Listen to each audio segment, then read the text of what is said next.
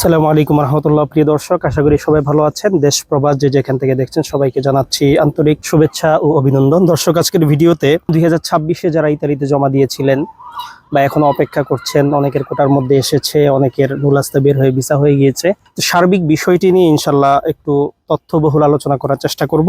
এবং নতুন করে অনেকে নতুন বছরের জন্য প্রস্তুতি নিচ্ছেন, এটা দেওয়া কি ঠিক হবে না হবে না, এই বিষয়গুলো নিয়ে ইনশাল্লাহ কথা বলবো। দেখুন, 2026-এ যারা জমা দিয়েছেন, বিশেষ করে এগ্রিকালচার স্পন্সর অথবা ডোমেস্টিক, মোটামুটি কয়েকটা সিটি থেকে এগ্রিকালচারের কাগজ বের হয়েছে।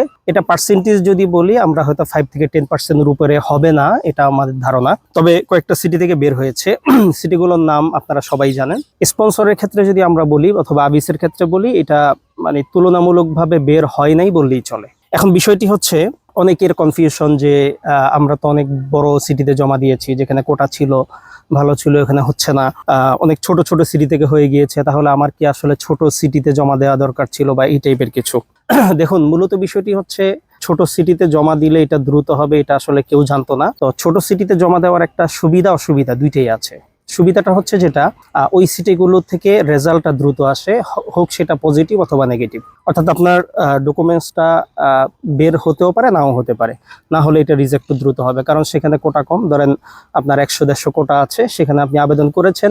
এখন যেহেতু ছোট সিটি থেকে দিয়ে দিচ্ছে বা রেজাল্টটা চলে আসতেছে, হয়তো আপনার কাছে মনে হচ্ছে যে আমার ছোট সিটিতে আবেদন করলে বেটার ছিল। কিন্তু যখন রিজেক্ট আসতো, তখন কিন্তু আপনি বলতেন যে আমাকে এমন সিটিতে কেন আবেদন করা হলো যে সিটিতে কোটা কম বা যেখানে সম্ভাবনা কম। তো আসলে বাস্তবতা যেটা হচ্ছে, এটা পরিপূর্ণ ওদের যে সিস্টেম, এই সিস্টেম একটা লাকের উপরে বলা যায়। কারণ কেউ চায় না যে আপনারটা না উঠুক, যারা চেষ্টা করছে বা আপনার আত্মীয় স্বজন যার মাধ্যমে জমা দিয়েছেন। তো বাস্তবতা হচ্ছে, এই বিষয়গুলো মাথায় রাখতে হয়। আসলে ভাগ্যেরও কিছুটা ব্যাপার থাকে। আসলে ছোট সিটি বড় সিটি, এটা আসলে মানে আপনার কপাল যদি ভালো হয়, ছোট সিটি থেকে উঠবে।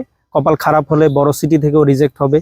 কপাল খারাপ হলে ছোট সিটিতেও রিজেক্ট হবে, এটা স্বাভাবিক একটা ব্যাপার। আরেকটি বিষয় হচ্ছে, বাংলাদেশে যারা থাকে, বিশেষ করে ইতালিতে জমা দিয়েছেন, অনেকের ধারণা যে ইতালিতে আসলে কাজ এইভাবে করলে ভালো হবে, ওইভাবে করলে ভালো হবে, অনেকে পরামর্শ দিচ্ছেন। বাট ইতালিতে যারা থাকেন, যারা ইতালিতে জমা দিয়েছেন, বেশিরভাগ ক্ষেত্রে আমরা দেখেছি সবাই আসলে জিনিসটা গভর্নমেন্টের উপরে ছেড়ে দিচ্ছেন, যে আসলে সরকার চাইলে দিতে পারে, সরকার চাচ্ছে না এই জন্য দিচ্ছে না। বিষয়টা এরকম পর্যায়ে চলে গেছে, কারণ কেউ চেষ্টার ক্ষেত্রে কমতি করে না। বাট বাংলাদেশে যারা আছেন, অনেকে মনে করেন যে না, আমারটা এইভাবে জমা দিলে মনে হয় বেটার হবে, এইভাবে দিলে বেটার হবে। সবাই অবশ্যই চেষ্টা করেন সর্বোচ্চটা, বাট আসলে রেজাল্ট কম বেশি আসতে পারে। তো মূলত ইতালিতে যারা থাকেন, তারাও বিষয়গুলো নিয়ে কনফিউজ থাকেন, যে এটা হবে নাকি হবে না, চেষ্টা কিভাবে করলে ভালো হয়, সর্বোচ্চটা চেষ্টা করেন।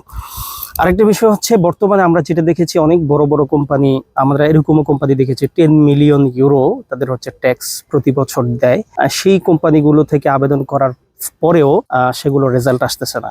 আসলে দেখুন, এই কোম্পানিতে 2-5টা লোক বা 10 জন লোক, এটা হওয়াটা খুব স্বাভাবিক ব্যাপার। তারপরে কেন হচ্ছে না, এটার আসলে উত্তর নেই। তো ইতালির সিস্টেমটা এরকম যে এই জিনিসগুলো এইভাবে কন্ট্রোল হবে, এইভাবে দেরি হবে। ইতালিতে যারা থাকে তারা জানেন, অনেক সময় ছোট একটা ডকুমেন্টসের জন্য 6 মাস 1 বছর ওয়েট করতে হয়। সর্বোপরি বিষয় হচ্ছে, যারা জমা দিয়েছেন, যাদের কোটার মধ্যে আছে, যে সিটিগুলো থেকে রেজাল্ট এখনো আসেনি, ধৈর্য ধরুন, ইনশাল্লাহ ভালো কিছু আসবে। এখন রেজাল্টটা কখন আসবে, সরকার কখন দিবে, কি এখনই দিয়ে দিবে, হতে পারে 2-1 দিনের মধ্যে দিয়ে দিতে পারে, আবার 1 মাস 2 মাস 5 মাস 6 মাসও নিতে পারে।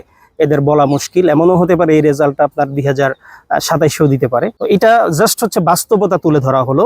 আর 2027-এ আসলে জমা দিবেন কিন্তু, এটা সম্পূর্ণ ডিপেন্ড করে আপনার উপর। আপনার যদি ইচ্ছা থাকে ইতালিতেই আসবেন, সেই ক্ষেত্রে আপনি জমা দিতে পারেন, এটা হচ্ছে বেস্ট অপশন। কারণ আপনি অন্য দেশ থেকে ইতালি আসা আর সরাসরি ইতালি আসা, সর্বনিম্ন 5 বছর আপনি এগিয়ে থাকার মতো বিষয়। তো অনেকে হয়তো বলবে অন্য দেশ থেকে যাওয়া ভালো, কিন্তু যারা আসে তারা বুঝে যে অন্য দেশে ইতালি আসা আর হচ্ছে আপনার জেলখানায় বসবাস করা একরকম। তো বিষয়টি হচ্ছে, সুযোগ মানে এটা লটারির মতো, সুযোগ আসলে এটা কাজে লাগাতে হবে। আপনি না লাগালে অন্য আরেকজন হয়তো কাজে লাগাবে। সবাই চেষ্টা করুন ভালো জায়গায় জমা দেওয়ার এবং ভালো রেজাল্ট। আশা করি সবাই ভালো থাকবেন, সুস্থ থাকবেন। আসসালামু আলাইকুম রহমতুল্লাহ।